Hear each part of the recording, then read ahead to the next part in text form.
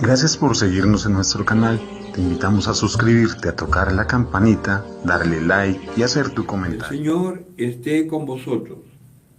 Del Santo Evangelio de nuestro Señor Jesucristo, según San Marcos.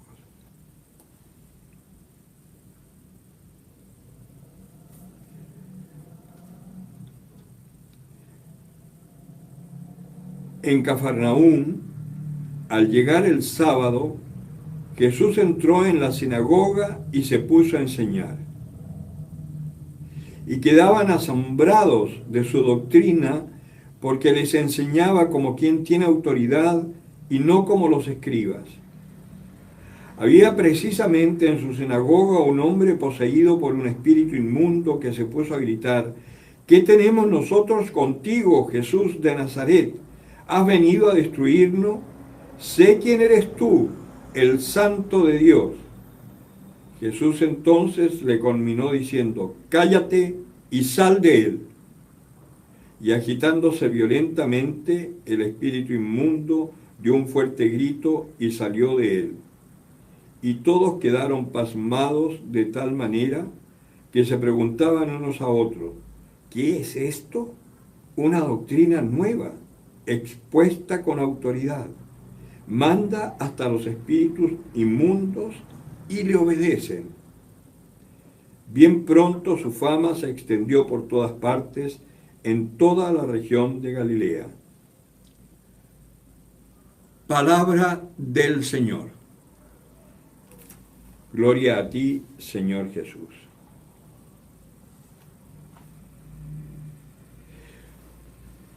La palabra de hoy es una palabra como que de alguna manera en principio, ustedes saben, está atribuida a San Pablo, pero en realidad no se sabe a ciencia cierta si la escribió San Pablo o no. Pero lo que sí es cierto que la escribió una persona que tenía un profundo conocimiento teológico de la doctrina, ¿no? Y del ser cristiano. Lo que significa que es una epístola que está escrita para nosotros, ¿no? Para nosotros, para que podamos entender el sentido de nuestra fe. Y claro, como es un poquito elevada, por así decir, ¿no?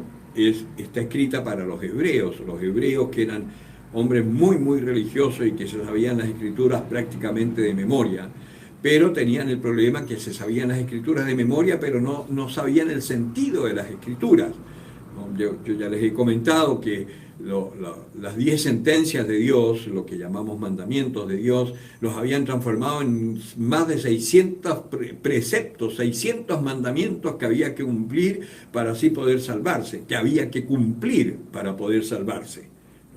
En circunstancia que la fe no es que hay que cumplir, sino que hay que dejarse hacer, hay que dejarse amar, porque por sobre todo la ley es el amor de Dios hacia el hombre. Entonces, en efecto, Dios nos sometió a los ángeles el mundo venidero. No fue a los ángeles a quienes le entregó el mundo, sino que se lo entregó a aquel humano que era su hijo y que se hizo hombre por nosotros, que tomó nuestra naturaleza. Es decir, se lo entregó a este hombre, perfectamente hombre, como nosotros, que incluso no retuvo ávidamente su dignidad de Dios, sino que se humilló y se hizo hombre, tomando condición de esclavo, dice por ahí San Pablo en otra epístola. Entonces, este Dios que se hace hombre, a este hombre el Padre le somete el mundo.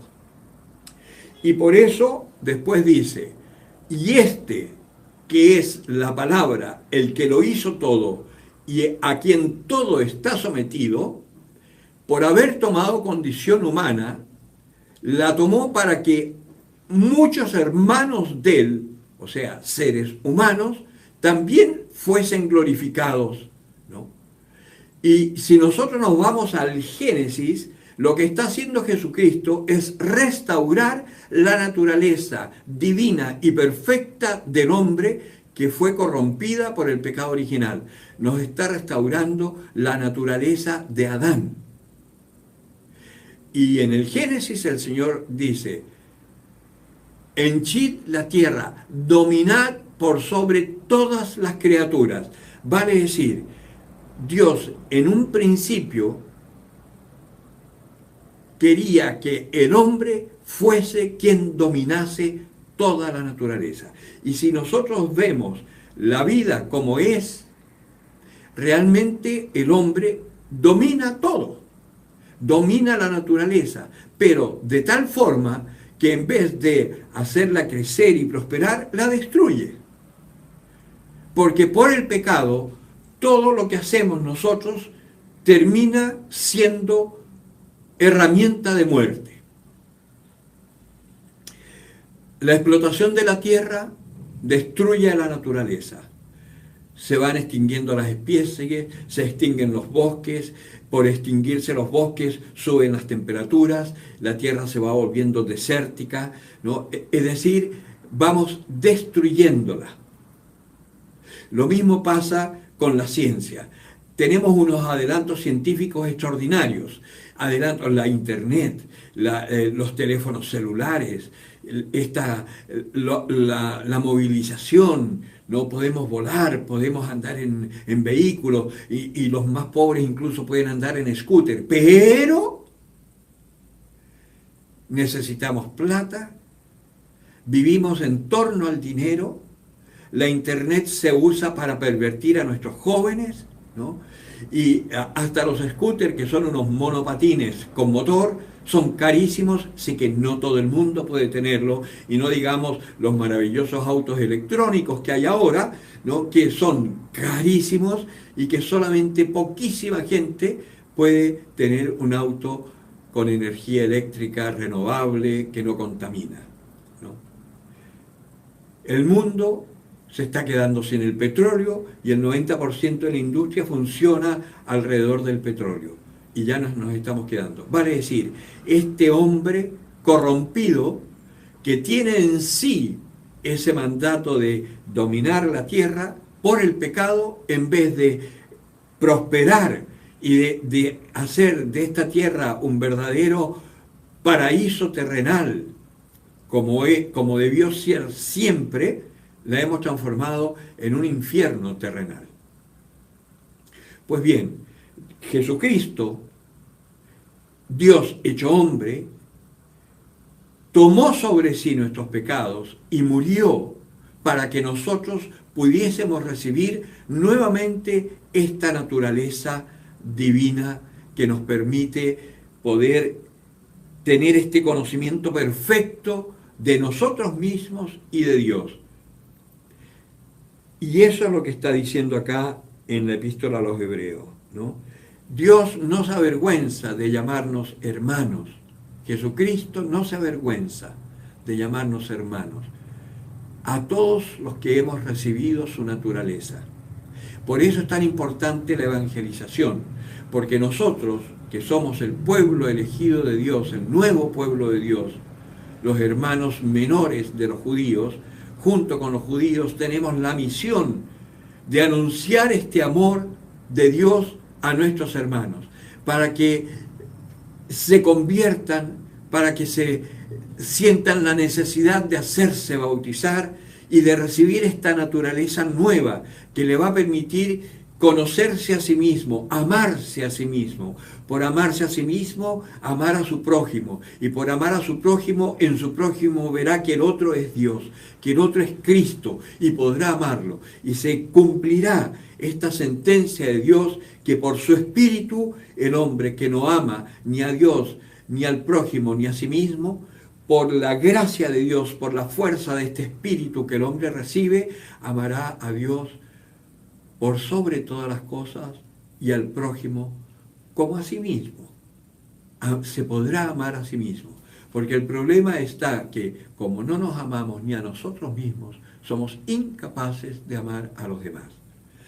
Por eso es tan importante el anuncio del Evangelio. ¿Qué es lo que podemos hacer nosotros? Nosotros, ¿no? A veces nos maravillamos de la vida de los santos, ¿no? Y nosotros vemos cómo los santos hacen milagros, ¿no? Tú le pides a un santo, tú vas, por ejemplo, a una iglesia de la devoción a Santa Rita, ponte tú, y vas a ver que en algún lugar donde está la estatua de Santa Rita, la imagen de ella, hay un montón de placas dándole gracias a Santa Rita por los favores recibidos, ¿no? Y nos asombramos que los santos puedan hacer tantos milagros de sanación, etcétera, ¿no? Y eso que son solamente intercesores, no son ellos los que hacen el milagro, son ellos los que interceden ante Jesucristo para que Jesucristo haga ese milagro. Y por eso los llamamos santos. Y fíjate que qué penoso es que la iglesia de todos los santos tenga que tener a algunos destacados porque son los únicos que realmente vivieron conforme a la voluntad de Dios, en circunstancias que todos estamos llamados a vivir conforme a la voluntad de Dios, para que podamos ser felices, plenos y plenificar el mundo. Entonces, acá Jesús, cuando va a Cafarnaúm en la sinagoga, Jesús, acuérdense, era un judíito más, ¿no? Era de la misma estatura, tenía el mismo aspecto, no era nada extraordinario. Además, hijo de José y María, de dos familias que eran de Nazaret, que era hasta el día de hoy es una ciudad pequeñita, un pueblucho al lado de las tremendas ciudades que hay en Israel, ¿no? En esa época es que decían, es que algo bueno puede salir de Nazaret. También deberías preguntarte tú, ¿algo bueno puede salir de mí? Pues sí, de Nazaret salió el Salvador del mundo. De ti también puedes nacer un Salvador de tus hermanos.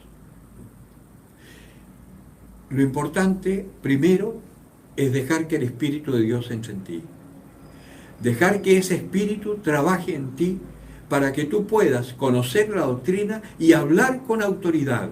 No como los escribas, no como algunos pastores católicos, evangélicos o lo que sea, que hablan como loros, de memoria las cosas, pero que no las viven, porque no han dejado que el Espíritu de Dios les toque.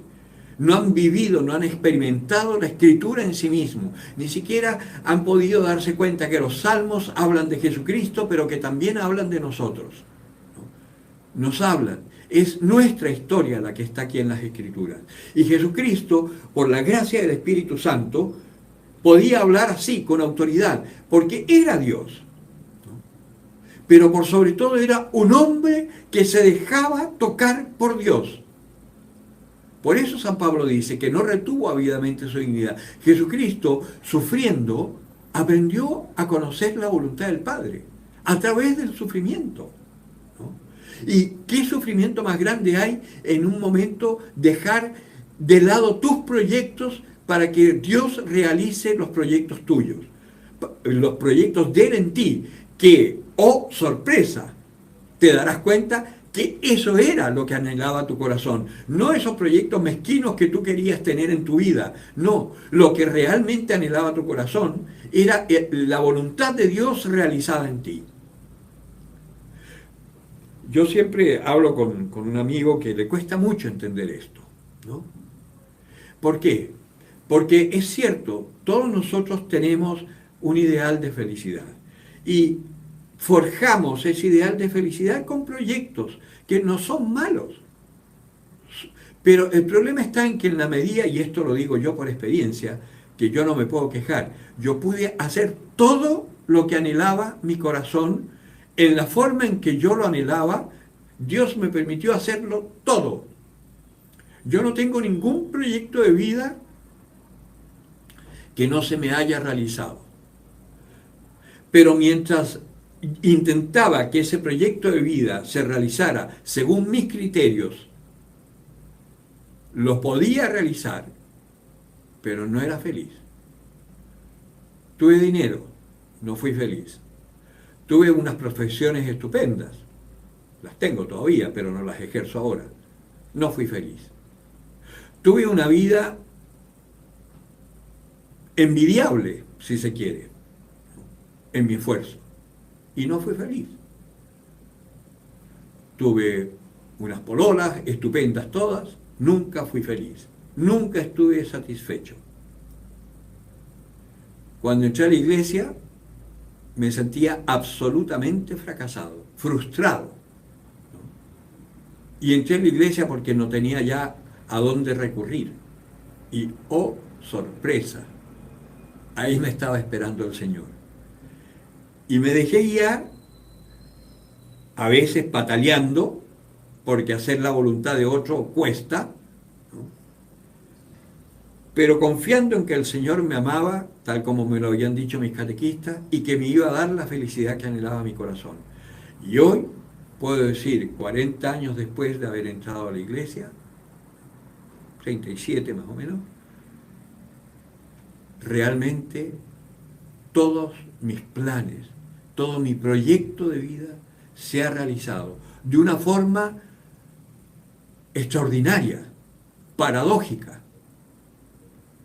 Pero todo lo que anhelaba mi corazón se ha cumplido. Y hoy, siendo cura, que es en lo único en que nunca pensé, es donde encontré la felicidad de Dios.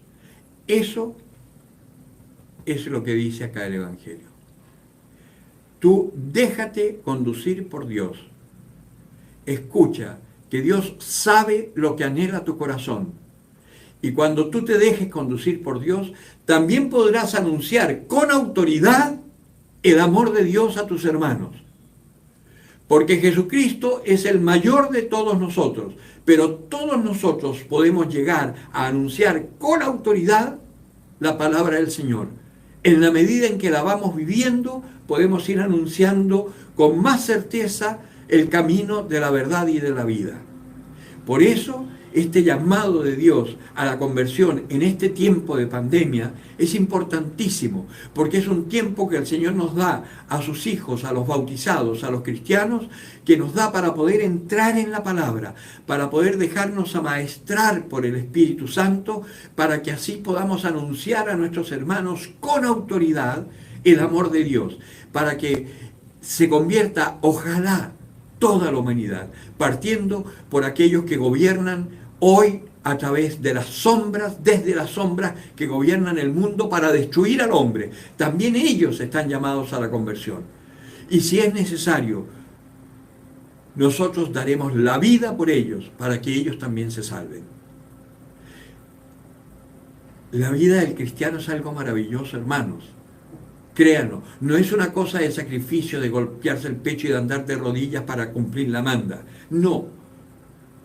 El Señor lo dice y el Señor lo hace.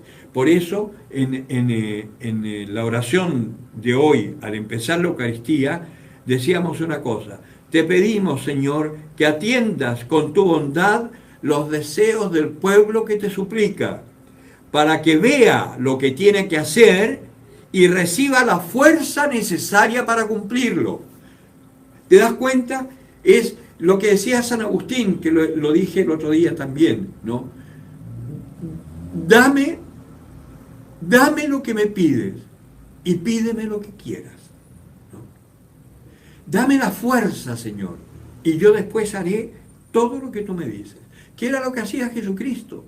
Jesucristo se retiraba a solas a orar, para pedirle al Señor la fuerza y la sabiduría, y para saber qué era lo siguiente que tenía que hacer. Y así fue descubriendo, no sin dolor, cuál era su destino. Y por eso en Getsemaní llegó a transpirar gotas de sangre de la tensión que tenía al descubrir que su misión era morir en la cruz como un delincuente para salvarnos a nosotros los delincuentes. Qué impresionante el amor de Dios, ¿no? Pues ánimo. No te mires a ti mismo. Abre las puertas a Cristo, deja que el Espíritu Santo actúe en tu corazón y tú harás maravillas por tus hermanos. El que tenga oídos para oír, que oiga. Gracias por seguirnos en nuestro canal. Te invitamos a suscribirte, a tocar la campanita, darle like y hacer tu comentario.